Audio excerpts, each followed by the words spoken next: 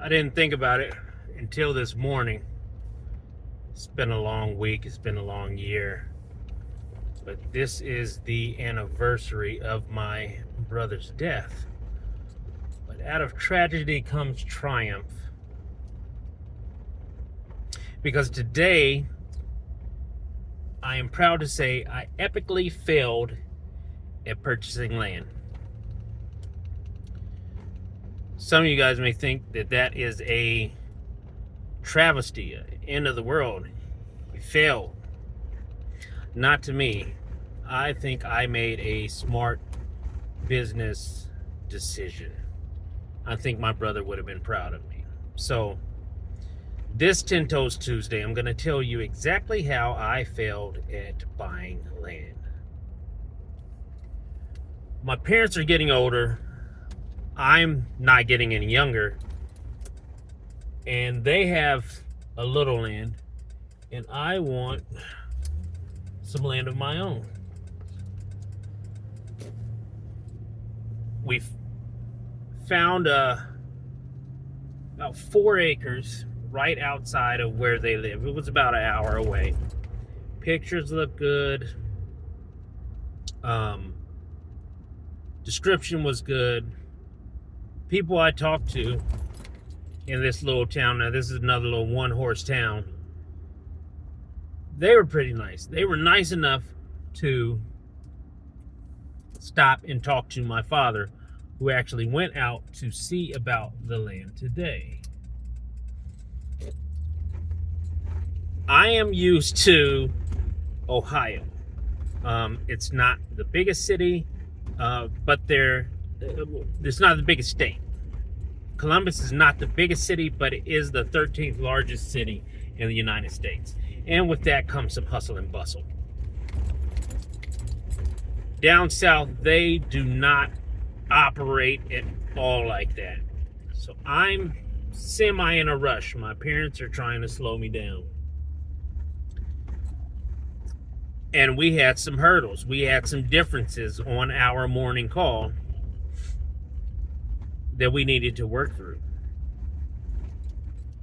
But I got the money. This was a cash offer. So this land was on the cheaper side, but I had the cash for it. I've been running all these games. I keep telling you guys, you sleeping on this referee stuff. I've done nothing but save most of my money. Now, I do take a trip a year, but like I told you, I am on a hustle, on a grind to be debt-free. So I looked up and I don't want to call it extra cash because there is no such thing as extra cash, but I had some cash that I was willing to invest in this land.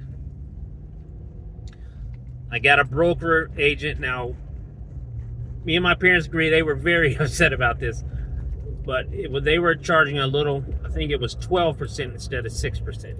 But I've never bought raw land. This is raw land. There was no house on it, anything like that.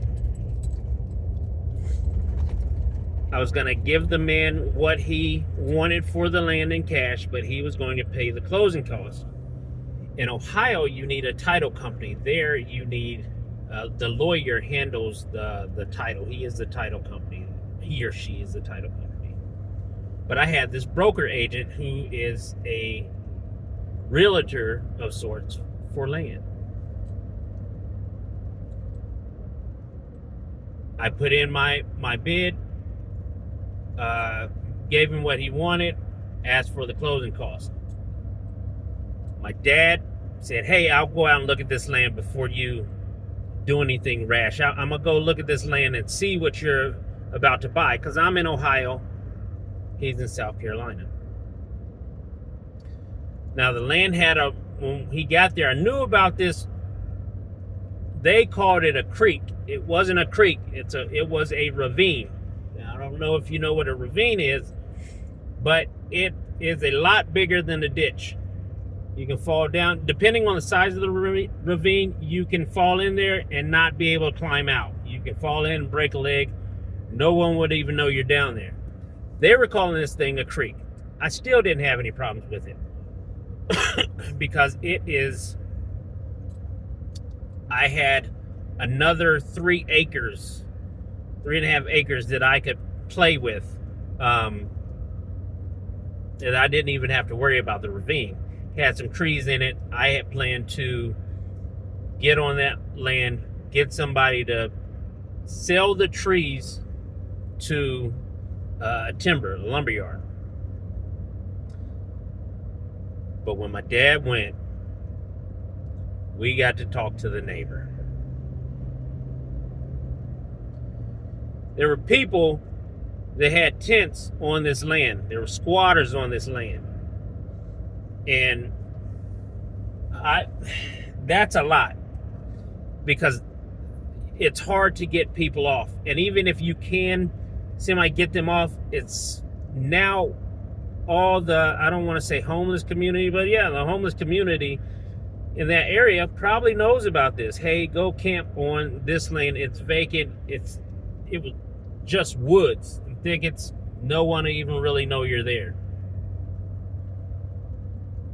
So by the time I bought the land and was able to get down there to really start working on it, there may be squatters down there. And that adds another kind of problem to this. I was still going to buy the land. Said, okay, well, I'll give you what you want. You pay the closing cost. He said, no, you pay the closing cost. I said, okay, I'll give you what you want. You pay half of the closing cost. And they came back with an offer of, we'll pay up to $650 for closing costs. Well, that's not half. No, thank you. Now I've heard about homeless people. There's a ravine. I think I'll take my money. I'll run a few more games. I'll let my money sit and gain some interest and make money off of my money. And I'll do it again. So yes, I epically failed at getting land. But I learned a lot of lessons from that failure. And that's not going to stop me. So I hope somebody gets something out of this with my failure on this 10 Toes Tuesday. But that was a situation where I had to stand 10 toes down. Now, my dad was standing 10 toes down on don't buy this, don't buy this, don't buy this. I'm standing 10 toes down because I'm just as hard-headed as him. Oh, I'm going to get it. Oh, you told me I'm not going to get it? I'm going to get it. But then, homeless Joe comes along, and he tips the scales in my dad's favor. And so, I have to chalk this one up to him. He was right. So, we'll try again. Another 6 months to a year. If I can find one tomorrow, get everything taken care of, I know what to do now on buying raw land. So we'll try again later. With that, you know where I'm headed. BJJ, Big Unk, out.